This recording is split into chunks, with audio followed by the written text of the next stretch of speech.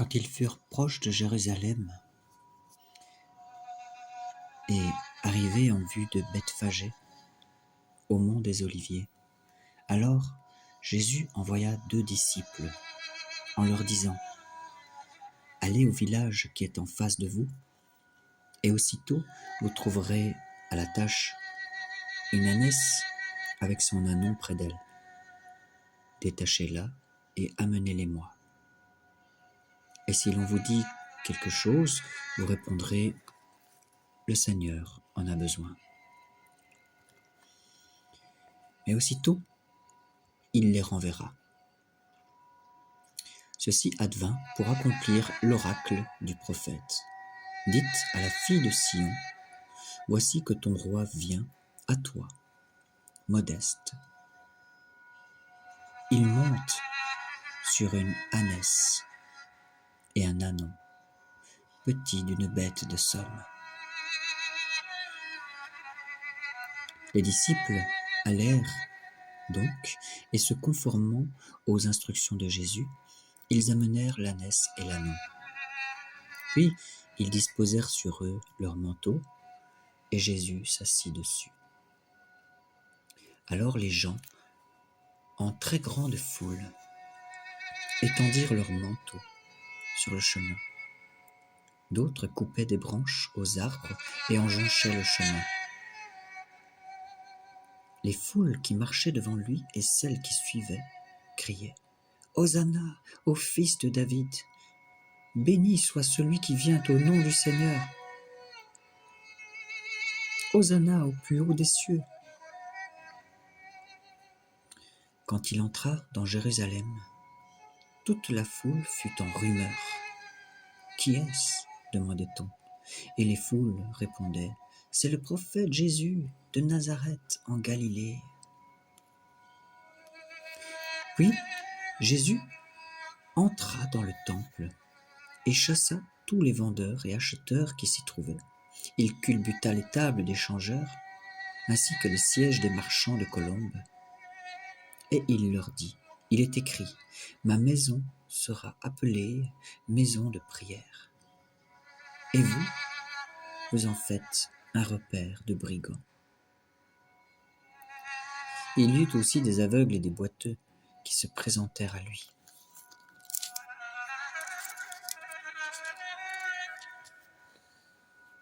Dans le temple, et il les guérit. Devant ces prodiges qui venaient d'accomplir, et ces enfants qui criaient dans le temple : « Hosanna au fils de David !»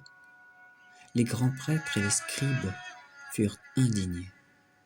Et ils lui dirent : « Tu entends ce qu'ils disent, cela ?» Parfaitement, leur répond Jésus. N'avez-vous jamais lu ce texte ? Par la bouche des tout-petits et des nourrissons, tu t'es ménagé une louange. Puis il les planta là et sortit de la ville pour aller à Béthanie, où il passa la nuit.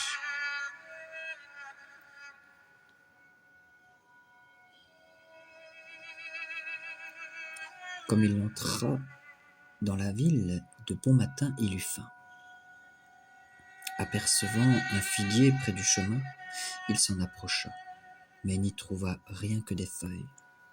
Il lui dit alors : « Jamais plus tu ne porteras de fruits. » Et à l'instant même, le figuier devint sec. À cette vue, les disciples dirent tout étonnés : « Comment, en un instant, le figuier est-il devenu sec ? » Jésus leur répondit : « En vérité, je vous le dis, si vous avez une foi qui n'hésite pas, non seulement vous ferez ce que je viens de faire au figuier, mais même si vous dites à cette montagne : soulève-toi et jette-toi dans la mer, cela se fera. Et tout ce que vous demanderez dans une prière pleine de foi, vous l'obtiendrez. » Il était entré dans le temple et il enseignait. Quand les grands prêtres et les anciens du peuple vinrent le trouver pour lui dire : « Par quelle autorité fais-tu cela ? Et qui t'a donné cette autorité ? » Jésus leur répondit : « Je vais vous poser moi aussi une simple question. Si vous me répondez, moi aussi, je vous dirai par quelle autorité je fais cela. Le baptême de Jean, d'où venait-il? Du ciel ou des hommes? Mais ils se faisaient en eux-mêmes ce raisonnement. Si nous répondons du ciel, il nous dira « Pourquoi donc n'avez-vous pas cru en lui ?» Et si nous répondons des hommes, nous avons à craindre la foule, car tous tiennent Jean pour un prophète. Et ils firent à Jésus cette réponse. Nous ne savons pas. De son côté, il répliqua. Moi non plus, je ne vous dis pas par quelle autorité je fais cela. Mais dites-moi votre avis. Un homme avait 2 fils. S'adressant au premier, il lui dit, mon enfant, va-t'en aujourd'hui travailler à la vigne. Je ne veux pas, répondit-il. Mais plus tard, pris de remords, il y alla. S'adressant au second, il lui dit la même chose. Et l'autre répondit, entendu Seigneur, et il n'y alla pas. Lequel des 2 a fait la volonté du Père? Le premier, répondit-il. Jésus leur dit, en vérité je vous le dis, les publicains et les prostituées arrivent avant vous au royaume de Dieu. Ce qui rejoint ce que Jésus disait tout à l'heure, dans l'autre vidéo juste avant. Les premiers seront les derniers, et les derniers seront les premiers.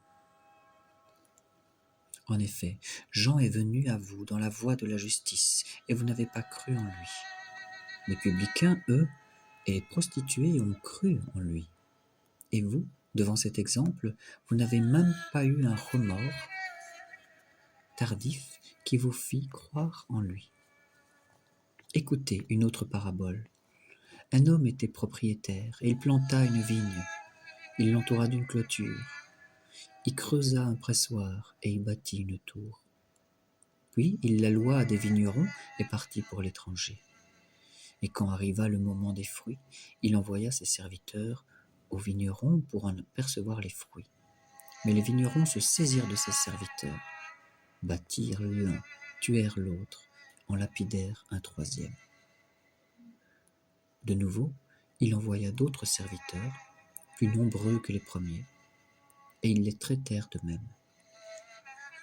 Finalement, il leur envoya son fils en se disant « Ils auront des égards pour mon fils. » Mais les vignerons, en voyant le fils, se dirent par devers eux « Voici l'héritier, allons-y, tuons-le, que nous ayons son héritage. » Et le saisissant, ils le jetèrent hors de la vigne et le tuèrent. Lors donc que reviendra le maître de la vigne, que fera-t-il à ces vignerons-là? Ils lui répondent, il fera misérablement périr ces misérables, et il louera la vigne à d'autres vignerons, qui lui en livreront les fruits en temps voulu. Mais Jésus leur dit, n'avez-vous jamais lu dans les Écritures la pierre qu'avaient rejetée les bâtisseurs? C'est elle qui est devenue pierre de fait.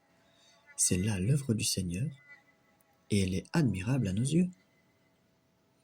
Aussi, je vous le dis, le royaume de Dieu vous sera retiré pour être confié à un peuple qui lui fera produire ses fruits.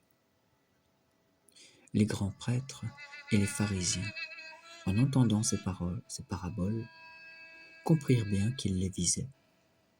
Mais, tout en cherchant à l'arrêter, ils eurent peur des foules, car elles le tenaient pour un prophète.